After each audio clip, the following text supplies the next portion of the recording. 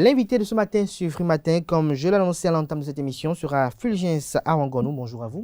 Bonjour, monsieur le journaliste. Merci d'être dans nos studios ce matin. Vous êtes coach en management de la famille. Vous êtes là pour nous édifier sur la célébration de la Sainte-Valentin. D'entre deux jeux, dites-nous, c'est quoi la Sainte-Valentin? Quelle est sa symbolique?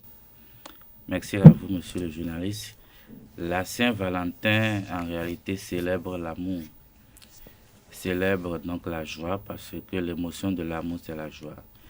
Mais ce que je voudrais dire ce matin pour nous spécialistes en management de la famille, la Saint-Valentin célèbre l'un des tout premiers, l'un des meilleurs principes au développement durable et au progrès social. Je dis bien, nous ne voyons pas la Saint-Valentin comme étant juste une fête pour les couples, mais nous voyons la Saint-Valentin comme étant l'un des meilleurs alliés, l'un des meilleurs principes au progrès social et au développement.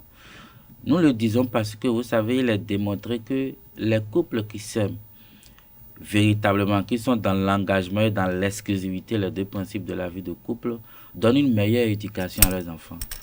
Et vous convenez avec moi qu'un enfant bien éduqué, c'est un enfant qui contribue au développement de sa communauté. Donc la base d'un développement, la base d'une éducation de qualité, c'est d'abord l'amour des deux parents. Mieux, il est démontré que pour avoir un meilleur rendement professionnel, il faut une stabilité, il faut un bien-être familial. Le bien-être familial, c'est quoi? C'est d'abord une vie de couple et une vie de parentalité efficace. Les deux renvoient à quoi? Au développement, et les deux ont pour source l'amour, la joie. Donc pour nous, ce que nous célébrons aujourd'hui, c'est le développement. Vu sur l'angle des relations humaines, vu sur l'angle de deux individus qui ont pour dénominateur commun l'amour. Donc l'amour, c'est aussi le développement. Moi, aujourd'hui, on célèbre le développement à travers le pilier de développement, c'est-à-dire la famille, et à travers la base de la famille, l'amour. À travers la base de la famille, l'amour. Mais cet amour, selon vous, comment doit-il se manifester? Cet amour d'un partenaire à un autre. Est-ce que pour vous, l'amour, c'est déjà attendre le 14 février pour offrir quelque chose à sa conjointe ou à son conjoint, ou pour vous, l'amour se vivifie au quotidien? Oui, l'amour, c'est 365 jours sur 365 jours, mais il est important que ce jour soit quand même un jour de repère pour l'amour. Vous savez, la particularité de cette journée, c'est que nous allons parler véritablement d'amour. Contrairement à ce qui se fait, c'est-à-dire nous devons rester dans une durée d'action qui se perpétue pendant 365 jours. Donc nous prenons pour repère ce jour. C'est vrai que les gens en célébrant la Saint-Valentin sont beaucoup plus dans l'instant et dans le moment, malheureusement. Je dis bien, ils sont dans l'instant et le moment.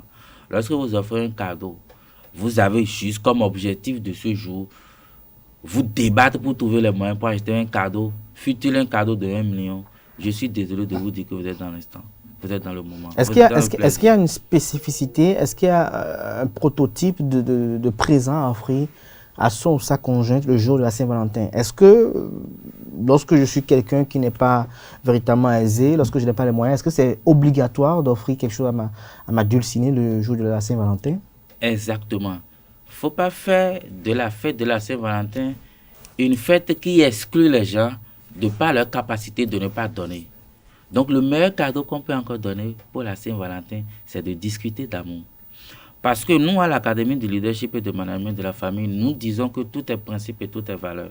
Si nous voulons baser la fête de Saint-Valentin sur acheter un cadeau, vous convenez avec moi qu'il y a des gens qui vont prendre des cadeaux à un prix extraordinaire, quand d'autres vont prendre des cadeaux moins chers et d'autres ne pourront même pas prendre. Donc nous rentrons dans l'exclusion. Mais je dis aujourd'hui, le meilleur cadeau que vous pouvez donner à votre partenaire, c'est de parler d'amour. Je dis bien, parler véritablement. Lorsque vous dites parler d'amour, qu'est-ce que cela sous-tend?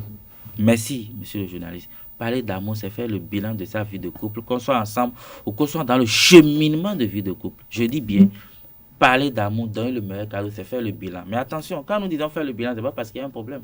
Pas du tout. Nous ne demandons pas un bilan parce que votre qualité de vie relationnelle est en berne et en souffrance, non. Nous demandons aux uns de faire un bilan pour faire une bonne projection des autres 364 jours. Donc le bilan, ce n'est pas parce qu'il y a un problème, mais le bilan, c'est de vivre dans la joie. Le bilan, c'est de s'asseoir et dire, qu'est-ce qui va? Et que faut-il faire pour que ce qui va soit pérennisé? Et qu'est-ce qui ne va pas toujours bien? Et que faut-il faire? Quels sont les comportements qu'il faut adopter pour que ça aille. De qui avons-nous besoin, de quoi avons-nous besoin, qu'est-ce qu'il faut cesser de faire. Pour moi, le meilleur cadeau, c'est de parler véritablement d'amour. Vous pouvez finir de parler d'amour et sortir trouver une fleur qui ne coûte rien, qui ne coûte que le geste de prendre ça sur l'arbre et de venir donner. Mais le meilleur cadeau, c'est de parler d'amour pour que 364 jours soient des moments de joie et de bonheur. Parce que la joie, c'est l'émotion de l'amour et c'est l'émotion du succès. La joie, c'est l'émotion de l'amour, l'émotion du succès. Mais est-ce qu'il y a un âge pour être amoureux?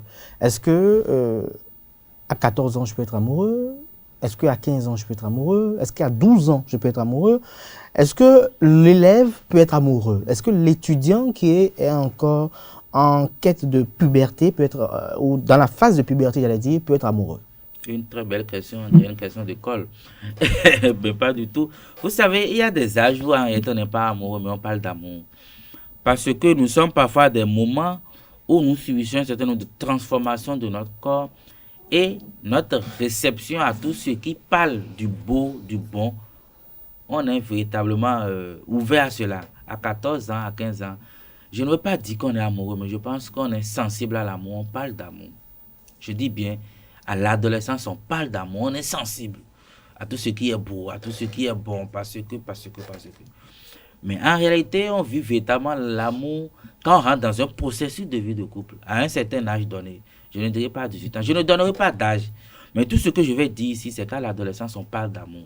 Le reste, avec l'expérience de tous les jours, on commence et on comprend mieux l'amour et on finit par vivre l'amour. Mais est-ce qu'il y a des conditions psychologiques, des conditions sociologiques et psychiques qui concourent à l'effectivité de l'amour ou au manifestement de l'amour sur un être?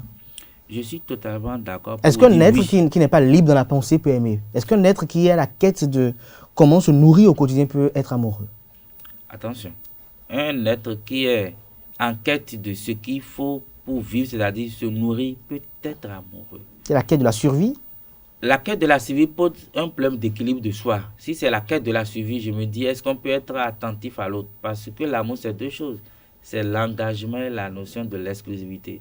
Mais si vous êtes dans la quête de survivre, je ne suis pas sûr que vous aurez une prédisposition pour être à l'écoute et comprendre l'autre. Vous allez toujours réduire l'autre à vous-même, encore que vous n'êtes pas à l'équilibre. Donc, s'il y a une quête de suivi, je pense qu'il faut se battre pour commencer par vivre et survivre, avant de commencer par se dire on peut comprendre, écouter et s'engager pour le bien-être de l'autre. On ne donne que ce que l'on a. Si on n'est pas encore dans la joie, ce n'est pas évident qu'on la transmette à l'autre. Est-ce qu'il y a des gens qui sont dispensés à l'amour selon vous? Est-ce qu'il y a des gens qui naturellement, eux, ne peuvent pas aimer?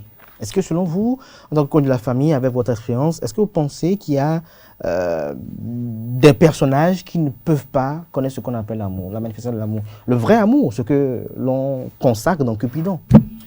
Non, attention, je ne veux pas dire qu'il y a des gens qui ne peuvent pas connaître l'amour. Ce que je veux dire, c'est qu'il y a des gens qui, de par leur parcours, de par leur vie de cheminement, d'expérience de couple, ne seront plus facilement attentifs à l'amour. Ils gardent sur eux des séquelles émotionnelles et ça fait qu'ils font attention à eux à tout moment et à chaque moment parce qu'ils ont peur de perdre, ils ont peur de ne pas réussir. Ça, c'est autre chose. C'est des gens quand même qui ont besoin d'accompagnement. Ils peuvent quand même finir par connaître l'amour, avoir des séquelles parce que les expériences passées n'ont pas été quand même de meilleures pour nous. Ce n'est pas encore un problème. Il faut apprendre à aimer, il faut apprendre à s'engager, il faut encore apprendre à faire confiance en l'autre. Donc, il n'y a pas de gens, on ne peut pas dire qu'il y a des gens qui ne peuvent pas, non pas du tout. Tout le monde a besoin de l'amour. Vous savez, quand vous aimez, vous êtes beau, vous êtes en Justement, joie, vous dites que tout le monde a besoin d'amour, mais quelqu'un qui n'est pas aimé, est-ce qu'il peut aimer? Quelqu'un qui n'est pas aimé peut avoir quand même le sentiment qu'il doit aimer pour être aimé. Vous savez, c'est un processus au cas par cas qui connaît des spécificités. Ça veut dire quoi? Généraliser en notion d'amour pose toujours un problème. En notion de sentiment et d'émotion pose un problème. Ce n'est qu'au cas par cas qu'on pourra dire oui, ceci, non, cela. Je pense que si on vous aime et que vous n'arrivez pas à aimer, tout est encore possible et réalisable. Tout est encore possible et réalisable. Alors, lorsqu'on parle de l'amour, on parle forcément d'une vie de couple, c'est-à-dire l'amour se manifeste en deux personnages, en deux personnes. Alors, est-ce que vous avez quelque chose de spécifique à dire à ceux qui, ce 14 février, vivent l'amour, vont vivre l'amour à travers des rendez-vous coquins, des messages coquins, des présents et également des sorties amoureuses, si on peut le qualifier ainsi. Ce que j'ai à dire à tout le monde, c'est déjà hier quand je le disais à mon partenaire, je lui disais que ça fait exactement 10 ans aujourd'hui que nous avons connu notre premier Saint-Valentin. Je dis bien 10 ans aujourd'hui. 10 ans aujourd'hui, quand vous mettez ça sur mon âge, vous voyez à peu près ce que ça donne. Donc ça veut dire que ça fait 10 ans au minimum que la notion de l'engagement d'exclusivité, moi je le vis au quotidien. Alors ce que je peux dire aux uns aux autres, c'est l'amour c'est un principe, c'est une valeur sûre. Si vous n'êtes pas capable de vous engager et de respecter la notion de l'exclusivité, qui est la fidélité, vous n'êtes pas encore dans l'amour. Lorsque vous n'êtes pas capable de vous engager pour la fidélité, vous n'êtes pas dans l'amour. Lorsque vous n'êtes pas capable, de vous engager, c'est le premier principe. Et lorsque vous n'êtes pas capable de respecter la notion de l'exclusivité, la fidélité, vous n'êtes pas encore dans l'amour véritable.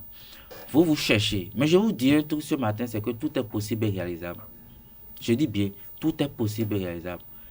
Ayez confiance en votre partenaire. Discutez d'amour. Faites chaque fois l'évaluation parce que nous parlons de management. Et je vous assure, l'espoir est réalisable. Il n'y a pas d'être qu'on ne peut pas aimer. Et il n'y a pas d'être qui ne peut pas recevoir l'amour. Tout est dans l'action au quotidien. C'est merveilleux l'amour. Alors, vous parlez d'amour si bien. Vous, qu'est-ce que vous avez offert à votre épouse ou vous allez lui offrir ce jour? Vous savez, je vous ai dit tout à l'heure que ça fait 10 ans que nous on fête l'amour. Pas en tant que copain-copine. Ça fait 10 ans qu'on fête l'amour parce qu'on est ensemble. C'est deux choses différentes. Ce n'est pas 10 ans où on est juste copain, non. Ça fait 10 ans, à partir de tout premier, où on fête Saint-Valentin ensemble. Hier, moi j'ai fêté la Saint-Valentin en famille. Et mes enfants, Pichon Choupompon que j'aime beaucoup, ma compagne et moi, nous sommes allés quelque part sur une île, on s'est amusés, toute la famille. Et c'est pour démontrer... C'est le 13. Oui, vous savez, aujourd'hui c'est lundi quand même, il ne faut pas oublier. L'engagement professionnel ne veut pas nous permettre de nous retrouver. Les enfants sont déjà à l'école, vous voyez. Donc c'était hier et je pense qu'aujourd'hui il y a des gens qui vont se donner des cadeaux, tout ça. De toute façon, peut-être les restaurants. Oui, les restaurants. On fait de bonnes recettes ce soir. Oui, bien que ce soit lundi. Oui, moi je ne vais pas inviter pour aller à un restaurant parce qu'on a fait notre bilan et on l'a vécu en famille. Je pense que c'est suffisant. On va fêter aussi Saint-Valentin pendant 364 jours qui restent dans l'engagement et dans l'exclusivité. Alors, un petit conseil, nous sommes pratiquement vers la fin de ce petit entretien. Un conseil à l'endroit de ces jeunes couples qui sont en construction et dans le processus d'édification. Je voudrais leur dire deux choses. Il n'y a pas de meilleur que ce que vous êtes en train de vivre actuellement. Nous pensons que le meilleur, c'est les autres. Elle est dans une très belle voiture. Elle a un mari très beau. Ils ont de l'or sur leur corps. Mais s'ils vous parlent de leur amour, vous allez vous préférer dans votre amour. Le meilleur, c'est ce que vous vivez, vous, à l'instant. Et la deuxième chose que je veux dire, le meilleur encore, c'est ce que vous construisez. Il n'y a pas de succès sans construction. C'est un processus. Donc, ne regardez pas les autres. Regardez-vous vous-même. Et regardez-vous dans l'effort que vous faites au quotidien pour bâtir le beau, l'édifice de l'amour, qui est la vie de famille. Alors, on ne va pas quand même occulter les couples, ceux qui sont déjà ensemble. La vie de couple, c'est quand même complexe, assez. Ah oui, c'est complexe. Il faut s'engager. Il faut avoir de l'attention pour l'autre. Il faut arroser... Vous l'avez vu ce matin, je n'ai pas voulu rester dans des mots, tout ça, parce que chaque amour est spécifique. J'ai voulu rester dans des principes. Pour ceux qui sont déjà dans leur vie de couple, moi je leur dis, l'espoir est possible, l'espoir est réalisable. Il y a des gens qui ont fait 20 ans, 10 ans, 40 ans de vie de couple, même 50 ans, j'en connais. C'est possible pour nous aussi. Deux choses. Lorsqu'un partenaire parle, que l'autre ne dise rien, qu'il écoute. Deuxième chose, vous avez fait des années ensemble. On pense que c'est l'autre qui est beau, qui est belle, non. L'amour, même quand vous faites, vous vieillissez ensemble, le vin se bonifie, c'est maintenant qu'on devient beau et belle. Donc ne dites pas, on a fait 5 ans, 6 ans ensemble, il y a le meilleur ailleurs. Non, pas du tout. Le meilleur, c'est ce que vous construisez vous-même. Le meilleur, c'est ce que vous construisez vous-même. Merci à vous, chers invités, chers amis internautes, on retient de ce bref entretien que La Saint-Valentin célèbre l'amour, c'est un meilleur principe au progrès social. Vu sur un certain angle, c'est l'occasion de célébrer également le développement parce que lorsque deux personnes s'aiment, cela concourt au développement, en croit notre invité qui a argumenté largement dans ce sens. L'amour, c'est 365 jours sur 365 jours.